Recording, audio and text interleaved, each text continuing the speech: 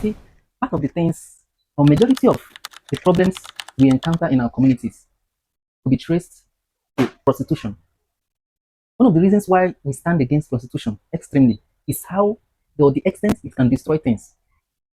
Some people are actually cursed in this world. Some people are born to this world to, to take repercussion of what they committed in the past life.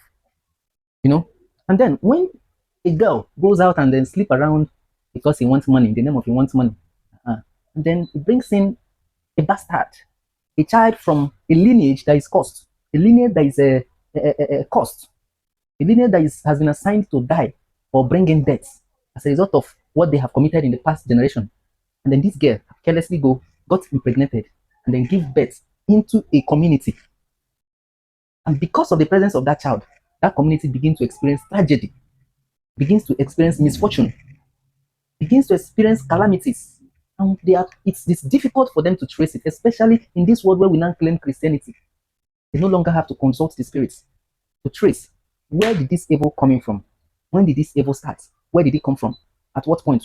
From which family is this evil coming from? To be traced. That's how it was done before. Nothing happens behind their back. They know exactly what is happening. But you think it's just an ordinary thing. Prostitution will make and go and bring evil into a land and start destroying everybody. That's how deep prostitution is. Prostitution is not just that easy of opening leg, sleep, enjoy, collect money and go. It doesn't end there. All the negative spirits, especially from those who are cursed, from those who have been destined to pay for what they did in the past life. And such spirits accompanies the girl into the community. In fact, that tells you that a prostitute should not even be allowed into a community. As soon as they discover that you're a prostitute, you're supposed to be banned. But you know what? It's like a normal thing. In fact, they have given it a very good English name. Hook up. See how it sounds? As if I'm taking 7-Up. You see, this doesn't sound so easy, but if you tell you what it destroys, the extent it destroys, it can destroy an entire village, an entire community. And yet, you will never know the origin of their problem. Let me also tell you again another, severe reason why prostitution must be stopped and abandoned. A man goes out to suffer, hustle, save money, try to become a man. And then with the society, with the nurture or concept of the society, you are expected to have a family, create your own family and then start building your own family. And then you go and marry one of these prostitutes. And then, while in your house, he continues to do her work, which is prostitution.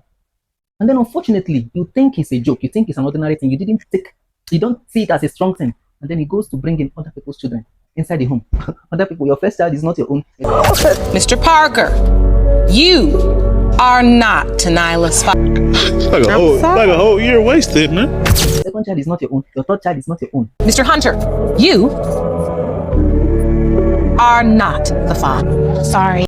And probably are these kind of people that don't care, who they have deceived you with that statement of every child born under your roof in Igbo land belongs to you. That's the only time women remember what? Traditional culture.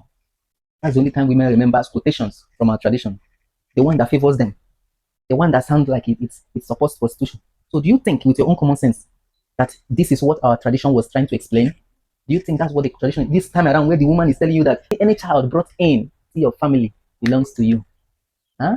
Somebody have gone to open leg and collect different sperm from everywhere, messed herself up and came back to quote this thing to you. And you scratch your head and say it's like true. So, fool, you're stupid. You don't know how manipulative women are. That they have what to say at each point. And no point do they expect judgment. They do not expect judgment. They do not expect correction at any point. So that's why there is always something that most of them have to generate to back up the evil, each evil they commit. And then at this point, the one they have created is to remind you that in our Igbo tradition, any child born under your home is okay, no problem. Allow her to go and sleep around to keep bringing child into your home. Good man, traditional keeper. Fool. They just deceive you. I think I've explained the meaning of that particular, statement in one of my previous videos. Maybe if you can find it, you trace back. You watch some of those videos, you'll find it. But meanwhile, that's a lie. That's not exactly what they mean. That's not exactly what they mean. Not a prostitute into your home, bringing in different child. And the worst of it is that the most dangerous part of it is that you are inside the home. You are supposed to have someone representing you on earth, at least. Someone representing you on earth. While you are hoping, hustling, in the name of, at least for my child, the one who will take care of me, who will stay behind me when I've left. You don't know that you don't have any seed. That it is another man's seed. At the end of the day, you are gone from this world. And that thing which you hoped for, that is supposed to be seen as your seed, left behind, is not actually your seed. Some of you are wondering why this child is behaving like this, why this one is behaving like this. The woman who knows keeps telling you, are you now accusing me? She will start crying first. She will start being, so you know me, so you know, it's okay. I have not said that. She will laugh behind. She will smile behind. And so, foolish man. She knows where the child is coming from.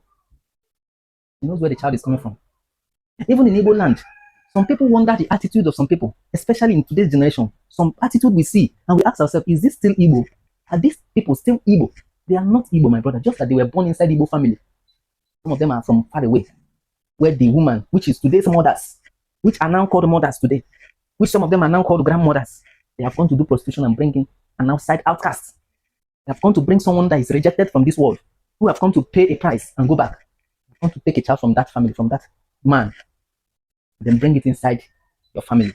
And the child is behaving somehow. The man is behaving somehow. We are seeing strange attitudes in our community. We are seeing strange behaviors, things that we are not known for, betrayers.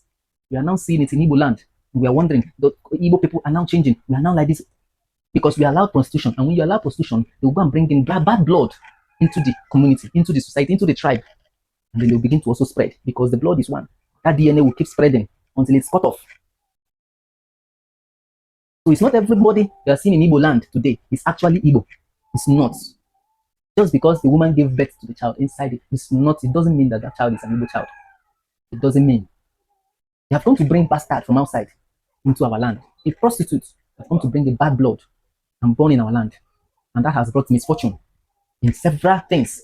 Has brought tragedy, but we don't know. Had it been we still consult our oracles, had it been we still consult our chi, our Indian chi, we will see these things. But money, we want money now.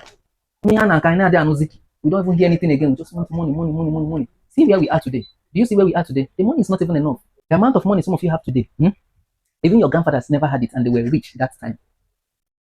Your grandfathers then never had the amount of money you have today, but they were rich, very rich that time. That's to tell you that the money is not enough and the money doesn't solve the problem. Money is not the thing that is solving the problem.